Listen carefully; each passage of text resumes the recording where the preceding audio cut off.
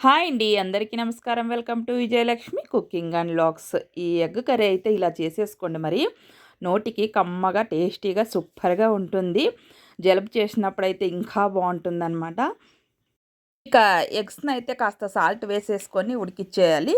ఇక ఒక కడాయి పెట్టేసుకొని ఆయిల్ వేసుకొని ఆనియన్స్ వేసేసుకొని ఒకసారి బాగా కలిపేసుకోవాలి. చూడండి, ఎగ్స్ని అయితే ఇలా కట్ చేసేసుకోవాలన్నమాట.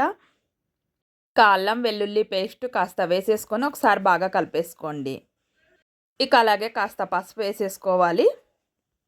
ఎక్కువ తినేవాళ్ళైతే కాస్త ఎక్కువగా వేసుకోండి. తక్కువ తినేవాళ్ళైతే కాస్త తక్కువగా వేసేసుకోండి. ఇక టేస్ట్‌కి తగినంత సాల్ట్ కూడా వేసేసుకొని ఇక అలాగే మిరియాల పౌడర్ వేసుకోండి. చాలా టేస్టీగా ఉంటుంది. జలుబు చేసినప్పుడు చాలా బాగుంటుందన్నమాట. తొందరగా కూడా జలుబు తగ్గిపోతుంది ఈ కర్రీ తింటే.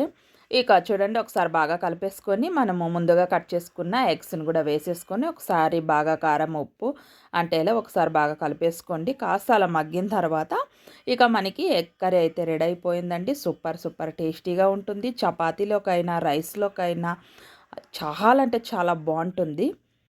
పెద్దలు చాలా ఇష్టంగా తినవచ్చు. మన ఛానల్ గనక మీకు నచ్చినట్లయితే లైక్ చేయండి, షేర్ చేయండి, సబ్స్క్రైబ్ చేసుకోండి. Bye friends.